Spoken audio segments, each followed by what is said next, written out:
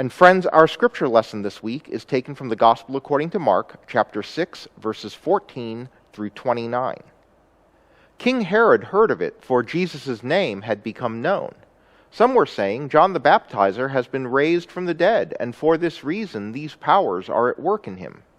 But others said, it is Elijah, and others said, it is a prophet, like one of the prophets of old. But when Herod heard of it, he said, John, whom I beheaded, has been raised. For Herod himself had sent men who arrested John, bound him, and put him in prison on account of Herodias, his brother Philip's wife, because Herod had married her. For John had been telling Herod, it is not lawful for you to have your brother's wife. And Herodias had a grudge against him and wanted to kill him, but she could not, for Herod feared John, knowing that he was a righteous and holy man, and he protected him. When he heard him, he was greatly perplexed, and yet he liked to listen to him. But an opportunity came when Herod on his birthday gave a banquet for his courtiers and officers and for the leaders of Galilee. When his daughter Herodias came in and danced, she pleased Herod and his guests, and the king said to the girl, ask me for whatever you wish, and I will give it. And he solemnly swore to her, whatever you ask me, I will give you, even half of my kingdom. She went out and said to her mother, what should I ask for? She replied, the head of John the Baptizer. Immediately she rushed back to the king and requested, I want you to give me at once the head of John the Baptist on a platter. The king was deeply grieved, yet out of regard for his oaths and for the guests, he did not want to refuse her. Immediately the king sent a soldier of the guard with orders to bring John's head. He went and beheaded him in the prison, brought his head on a platter, and gave it to the girl. Then the girl gave it to her mother. When his disciples heard about it, they came and took his body and laid it in a tomb. Well, these are pictures of Mark Twain and Yogi Berra. And what do they have in common? They are both known for saying really quotable things.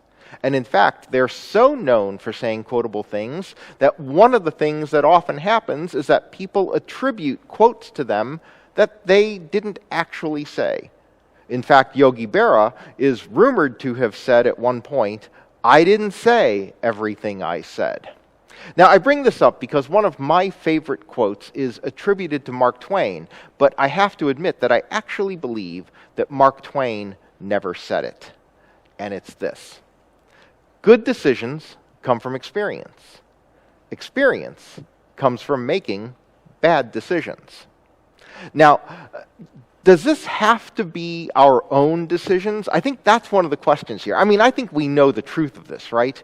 That good decisions come from experience, and when we make bad decisions, that's where we gain our experience. And so often we learn from them, right? I mean, that's one of the things you should always do with a bad decision, is you should learn from it.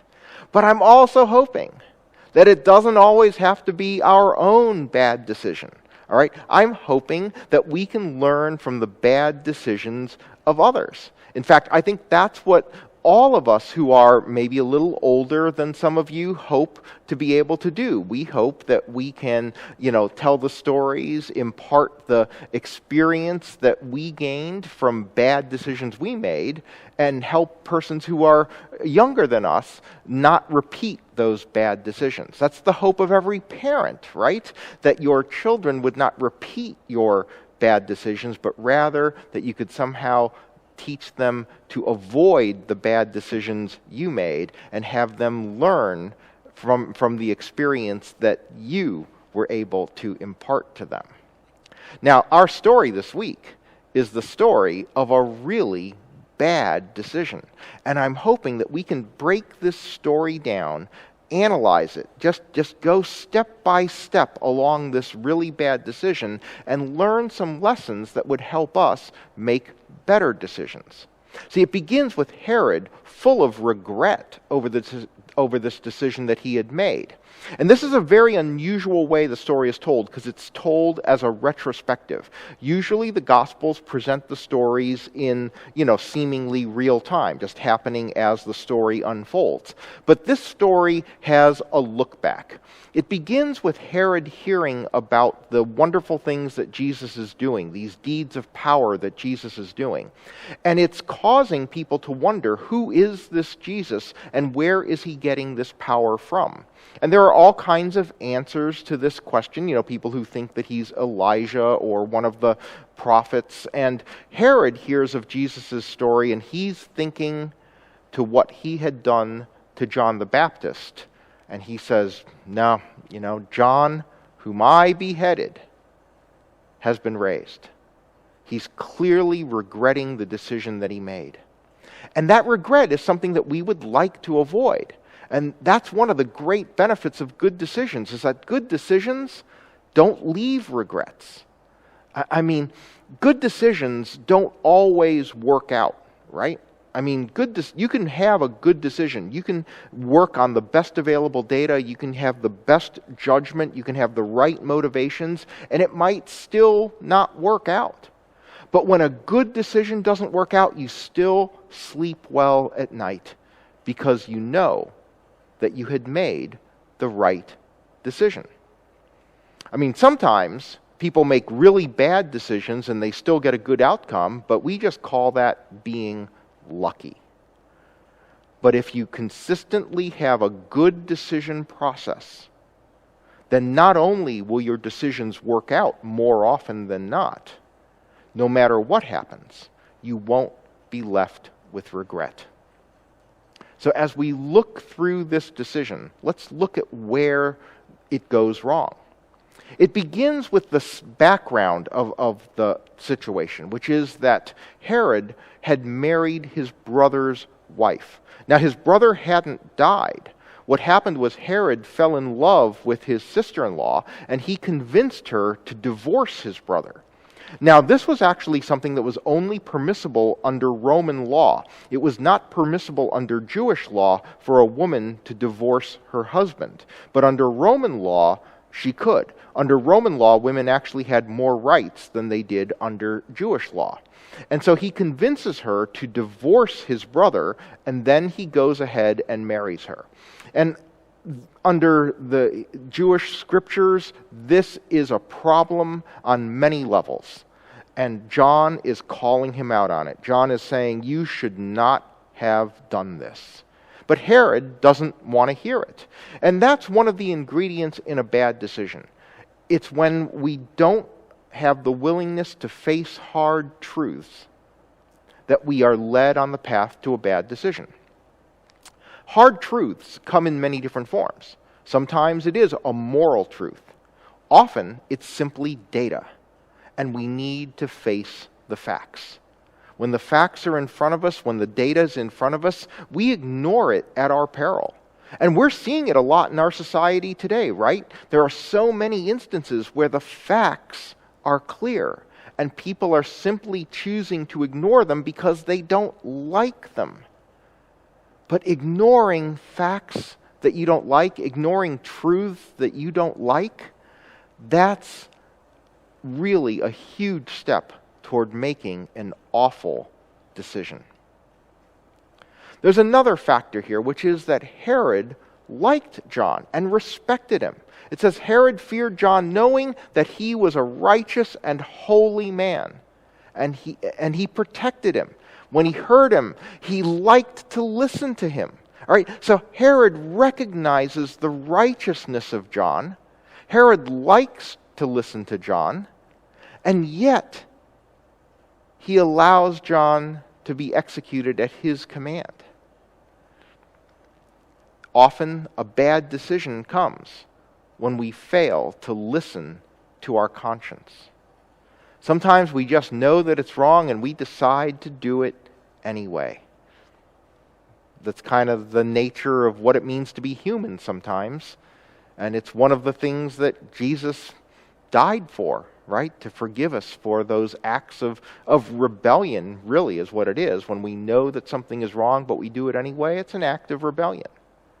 But we need to learn to listen to our conscience when we're making a decision. And if we listen to our conscience, our decisions will get better. Now, there's another thing that happens. There's so many steps in this bad decision. And it says that his daughter Herodias came in and danced, and she pleased Herod and his guests. Now, one of the things I want to really point out about this is that you may have seen movies about Bible stories, and I've seen several instances where this scene was portrayed. And it was almost invariably portrayed salaciously. And so they had the daughter doing a pretty salacious dance, and they had Herod, this is his daughter after all. They had Herod being really drunk and almost leering at her, and, it's really kind of over the top in the way they portray it. And one of the reasons why they portray it that way, I think, is because they want Herod to be portrayed as evil. And so he's about to order this really evil thing, and so they just want to portray him in the worst possible light. And so they have him leering at his daughter performing a salacious dance, and, it doesn't get a lot worse than that. But there's actually nothing in the story that suggests that that angle is true. And in fact, in the Gospels, Herod is mostly wishy-washy. Now, he's not his father. His father is the Herod who orders the killing of the innocents when Jesus is born, orders all the babies under 2 killed. That's his dad. This Herod is kind of wishy-washy. In fact, in the Gospel of Luke, when it comes time for Jesus to be tried and eventually executed, Pontius Pilate sends Jesus to Herod. Pontius said, "This isn't my business," and he sends Jesus to Herod for judgment, and Herod doesn't want to make a judgment. And so Herod says, "No, I'm not going to make this judgment," and he sends Jesus right back to Pilate. Herod is demonstrably wishy-washy. But what he does here is he says to the daughter, "Ask me for whatever you wish, and I will give it." And what he's done is he has overpromised. Overpromising almost always has a bad result. It's going to leave you in a bad position. Overpromising is kind of like using a loan shark, right? When someone borrows money from a loan shark, they're overpromising because they're promising to pay an interest rate that you can't possibly keep up with. You make the promise and it's going to get you in trouble. Overpromising is kind of the same thing. It's almost a lie, because you're not really going to easily be able to fulfill it. And so we have to guard against overpromising. Be realistic in the commitments that you make, or else push will come to shove a little bit down the road. But after he makes that promise, the daughter isn't really sure what to ask for. See, it says she goes out and says to her mother, "What should I ask for?" She doesn't know. Personally, I would have taken half his kingdom. That was part of the offer. I think that's a great offer. But she doesn't know what to ask for, and she goes to her mother. And this is also a big ingredient in bad decisions. When you're seeking advice, seek it from good people. Who do you go to for advice? And some of the things you need to make sure are present when you ask people for advice is they need to be people of good character, they need to be people with good motives, and they need to be people who are always looking for your best interest. Those are the people that you should seek advice from. Don't seek advice from people who are simply going to tell you what you want to hear. Sure, it's always nice and always better to have people who will tell you what you need to hear in the nicest possible way. But what you need when you seek out advice is people of character, people with good motives, and people who truly, sincerely have your best interests at heart. That's who you seek advice from. She gets terrible advice. Her mother is acting out of regard for her own grudge, her own hatred, and tells the daughter to ask for the head of John the Baptist on a platter. The king doesn't want to do it. But here's where that overpromise comes back to bite him. And out of regard for his oaths, out of regard for that promise that he made and for the guests, he does not want to embarrass himself in front of his guests. He doesn't want to say no, and so he doesn't back down. His pride gets in the way. Sometimes when we've made some of the early steps toward a bad decision and we get to this place where the rubber meets the road and it's a bad decision about to happen, sometimes at that point we have to swallow our pride, admit the mistakes we've made that got us to this point, and just say, sorry, I just can't. Sorry, I know I promised. Sorry, I know I committed. Sorry, I know I said this, but I shouldn't have. And it's put me now in a situation where the best choice I have left is to admit my error before I make an even greater error. See, pride is often the last obstacle to stopping the path toward a really bad decision. Pride is often what kicks in when we say, well, I've gone this far, how can I turn around? How will it look if I turn around? And yet, sometimes you just have to admit, you went down the wrong path, and you need to turn back. But Herod's pride gets to him. He's the king, after all. And he follows through, and he has John killed. And who got what they wanted? His wife. But what's interesting is that it's his wife who gets her way, that she's actually the malicious one, but it says, she could not. She wanted to kill him, but she could not. The most malicious person in this story did not actually have the power to be malicious directly, and yet she's the one who got her way. The daughter got nothing practical out of it, right? The daughter didn't want the head. The daughter didn't know what to ask for. Herod has this regret that's eating at him that he had done this, right? But the wife, she used Herod, she used her daughter in order to get what she wanted. And you need to guard against being used. You need to guard against being drawn into making a bad decision by someone who's trying to use their influence on you, because you can get done what they cannot. Now, all along the way, with all of these possibilities that are there, we need to remember that we need to constantly evaluate the decision process that we're on. Because good decisions come at the end of a good process. Good decision makers are continually evaluating the decision process that they're on.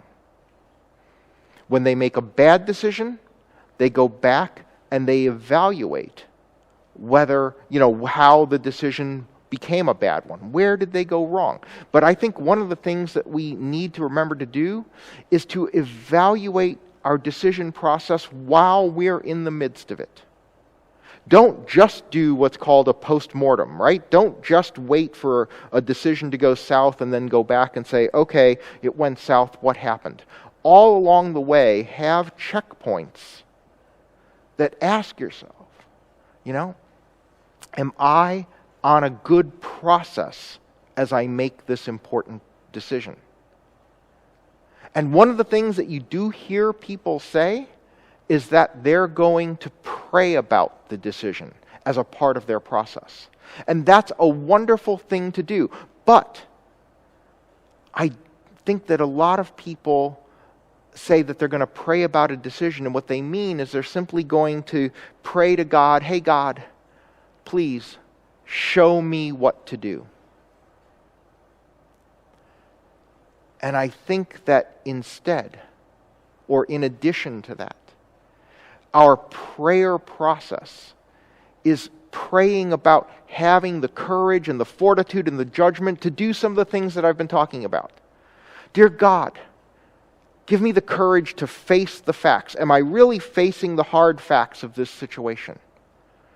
Dear God, prick my conscience. All right? Make sure that my conscience is in the right place, and if it isn't, make sure that you raise it up within me. Dear God, lead me to the right people to ask about this decision that I'm facing. Dear God, quell the pride within me as I make this decision.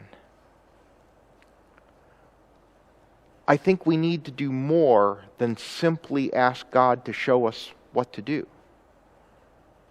We can ask God to help us be courageous, to help us have a conscience, to help us find the right people, to help us push down our pride. And then, when we're comfortable that we've managed to do that, we can go ahead and make the decision, knowing that we've evaluated the facts, knowing that we've examined our conscience, knowing that we have asked good people, knowing that pride isn't a factor. And then we make the decision and we see what happens. Most often, it'll be the outcome we want because it was a good decision.